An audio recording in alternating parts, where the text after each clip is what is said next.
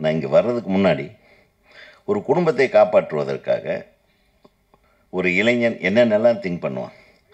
ஒரு மாதம் ஒரு 300 ரூபா கிடைச்சா கூட போதும். அந்த காலத்தில் 300 ரூபா சம்பளம் வாங்குறவன் பெரிய பணக்காரன் தெரியுமா உங்களுக்கு? 80ஸில் 70ஸ் 75ல் 76ல எல்லாம். அப்போல்லாம் ஒரு சைக்கிள் வச்சுட்டு அந்த மில்லுக்கு போகிற யூனிஃபார்மை போட்டு கோயம்புத்தூரில் அப்படி போவாங்க. காலங்காத்தால பார்த்தீங்கன்னா ஒரு 6:30 மணிக்கு மில்லுக்கு வேலைக்கு போகிறவங்கெல்லாம் ஒரு யூனிஃபார்ம் போட்டு போனாங்கன்னா அவங்களுக்கு பொண்ணு கொடுக்குறதுக்கு ரெடியாக இருப்பாங்க. அவங்களுக்கு சம்பளம் என்னென்னா ஒரு 450 ரூபா மாதம். அது போக வருஷம் போனஸ் கொடுப்பாங்க. அது ஒரு 3 மடங்கு போனஸு. அதுக்காகவே பொண்ணு கொடுப்பாங்க சார். நான் இங்கே சினிமா மாங்குன்னு சினிமா டைரக்ட் பண்ணி படத்தை முடிக்க போகிறேன், பொண்ணு கேட்டேன், அவனும் கொடுக்க மாட்டேன்டான். உண்மையிலும். ஸோ சினிமாக்காரனை ஏளனம் செய்வதற்கு இந்த நாடே காத்து கொண்டிருக்கிறது. சொன்னாங்க, சினிமாக்காரன் ஏன் அரசியலுக்கு வரக்கூடாது? வரணும். ஏன் வரக்கூடாது சார்? அரசியலில் இருக்கிறவங்க எல்லாருமே இன்றைக்கி ஞானிகள் கிடையாது. எல்லாம் விவரமானவங்க தான் அரசியலுக்கு வர்றாங்க. காய் நகர்த்துறவங்க தான் அரசியலுக்கு வர்றாங்க. காய் நகர்த்தலைன்னா அரசியலில் அவங்க பருப்பு வேகாது. யாராக இருந்தாலும் சரி, அறிஞனாக இருந்தாலும் சரி, முட்டாளாக இருந்தாலும் சரி. பல சமயம் முட்டாள்கள் தலைவர்களாகிவிடும் பல சமயத்தில். ஆனால் அறிவாளி தான் ஜெயிப்பான். அதனால் அரசியல் என்பது சினிமாக்காரனில் நாடகத்தில் நடிக்கிறவன்றதில்ல, சாதாரண தொழிலாளி அல்ல, மூட்டை தூக்குறவங்கள, டீ கடை வச்சுருக்கிறவங்கள, யார் வேணாலும் அரசியலுக்கு வரலாம். யார் வேணாலும் வரலாம். அது இந்த நாட்டோட சுதந்திரம், இந்த சுதந்திர இந்தியாவோட இது. தயவு பண்ணி அந்த மாதிரி தப்பான இதுகளை யாரும் பேசாது. யார் வேணாலும் வரலாம். அவங்க வந்த கடைசியில் அவங்க சரியான அரசியல் செய்கிறார்களா அப்படின்றது நீங்கள் பார்த்து அது உங்களுடைய விருப்பம். நீங்கள் வாக்களிக்கிறதும் வாக்களிக்காதும் உங்களுடைய விருப்பம், என்னுடைய விருப்பம். என்ன சொல்கிறீங்க? தயவு பண்ணி அரசியல்வாதிக்குன்னு ஒரு தகுதியை யாருமே நிர்ணயிக்க முடியாது. எப்படி திரைப்பட இயக்குனருக்கு ஒரு தகுதியை, ஒரு நடிகனுக்கு ஒரு தகுதியை நீங்கள் நிர்ணயிப்பது இல்லையோ, அந்த மாதிரி அரசியல்வாதிக்கும் தகுதியை நிர்ணயிக்க வேண்டும் அவசியம் இல்லை. யாருக்குமே தகுதி அவர்களுடைய வெற்றியை பொறுத்து தான் தகுதி நிர்ணயம் செய்யப்படுகிறது. நான் ஜெயிச்சாதான் இந்த உதயகுமார் இந்த மேடையில் ஒரு சிறப்பு அழைப்பாளராக வர முடியுது. ஜெயிக்கலைன்னா கூப்பிட்ருக்க மாட்டீங்க. என் கூட 10-15 பேர் ஜெயிக்கலை, அந்த டைரக்டருக்கு யாரையும் கூப்பிடலையே. ஸோ வெற்றி தான் நீங்கள் நிர்ணயிக்கிறதே தவிர நீங்கள் கொள்கை பிடிப்பு, அது நல்லவன் கெட்டவன், இதெல்லாம் கிடையவே கிடையாது. அதனால் அரசியலுக்கு மட்டும் தனியாக ஒரு தனி கொம்பெல்லாம் கிடையவே கிடையாது. சினிமாவுக்கு என்ன கொம்போ அதே கொம்பு தான் அரசியலுக்கு. ஒரு கூலி வேலை செய்பவர்களுடைய தனி கொம்பு என்னவோ அந்த கொம்பு தான் அடுத்தவனுக்கு. கரெக்டானே? அனைவருக்கும் ஒன்று தான். அரசியலமைப்பு சட்டம் என்ன சொல்கிறது? இந்திய நாட்டின் பிரஜைகள் யார் வேண்டுமானாலும் வாக்களிக்கலாம், யாருக்கு வேண்டுமென்றாலும் வாக்களிக்கலாம். அதுதான். அதே மாதிரி பேசுகிறேன். அது கரெக்டு. நீங்கள் அண்ணன் அதை நம்ம சொல்லலாம். நீங்கள் சமூக சிக்கலை தெரிந்தவர்கள், இப்போ திருமாவளவன் மாதிரி ஆட்கள், சரி எனக்கு தெரியாதான்னு இன்னொரு கட்சிக்காரன் கேட்பான். அதுதான் பிரச்சனையே.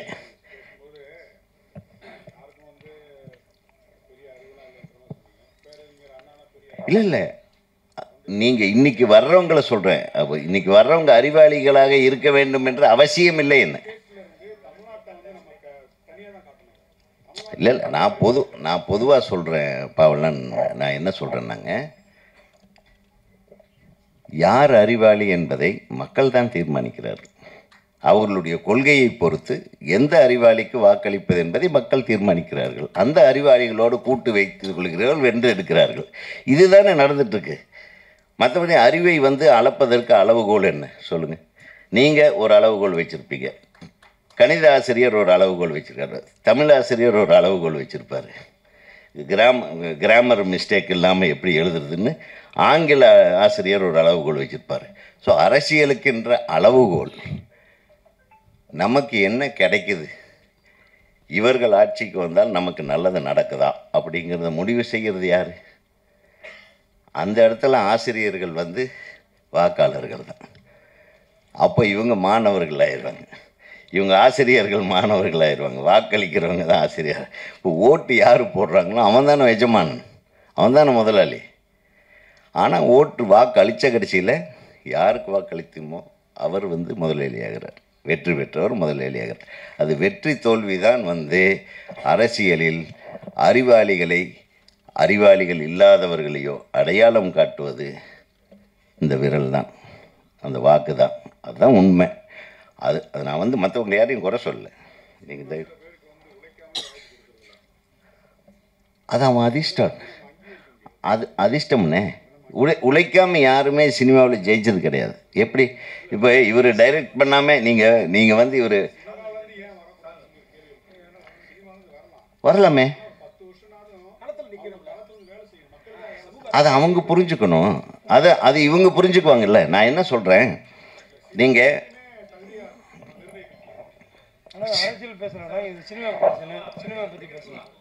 இல்லை, நான் என்ன சொல்ல வர்றேன்னா,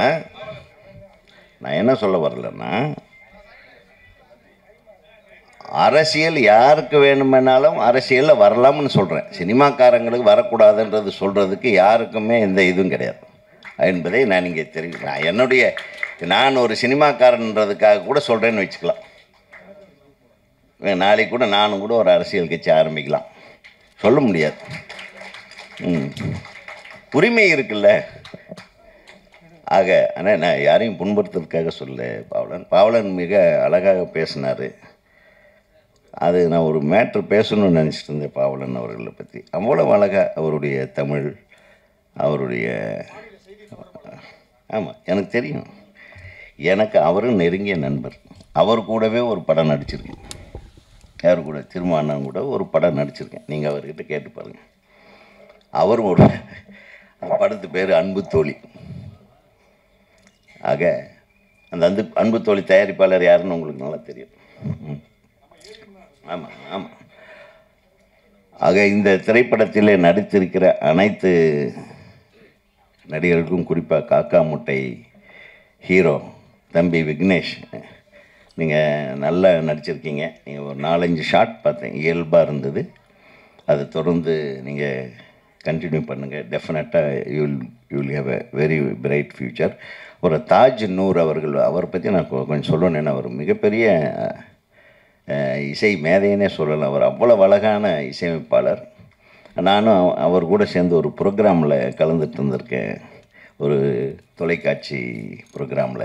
மிக பியூட்டிஃபுல் மியூசிக் டைரக்டர் அவர் வந்து அவருடைய நண்பரை பாராட்ட வந்தது வந்து ரொம்ப சந்தோஷமான விஷயம். பாடல்கள் அனைத்தும் நல்லா இருந்ததுங்க. எமோஷன் தான் வரும், இந்த மாதிரி கதைகளில் எமோஷன் தான் வரும். இந்த எமோஷனில் அழகாக கேரி அவுட் பண்ணி ரெக்கார்டிங் பண்ணி முடிச்சிட்டிங்களா? All the best. அது நீங்கள் உங்களுக்கு கூட உழைத்தவர்களுக்கெல்லாம் நன்றி சொன்னது வந்து ஒரு மிக சிறப்பாக இருந்தது. உங்களுக்காக வாழ்த்த வந்த நமது அன்பு சகோதரர் ட்ரம் சிவமணி, அவர் என்னுடைய படங்கள் நிறைய படங்களில் வாசிச்சிருக்காரு. நான் அவர்கிட்ட போய் நின்றுப்பேன். அவன் காட்டுத்தனமாக வாசிப்பான், சாதாரணமாக வாசிக்க மாட்டேன், காட்டுத்தனமாக வாசிப்பார். ஸோ எல்லா நல்ல உள்ளங்களும் வந்து உங்களை வாழ்த்தியிருக்கிறது.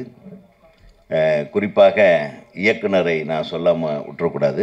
தம்பி, நீங்கள் முதல் படத்திலேயே ஒரு மிகச்சிறப்பான ஒரு கதை அம்சத்தை எடுத்திருக்கீங்க. இந்த கதை அம்சம் நிச்சயமாக உங்களுக்கு ஒரு நல்ல வளமான வாழ்க்கையும் நல்ல பெயரையும் பெற்றுத்தரும் என்று நம்பிக்கையோடு உங்களை அனைவரையும் வாழ்த்தி விடைபெறுகிறேன். நன்றி, வணக்கம்.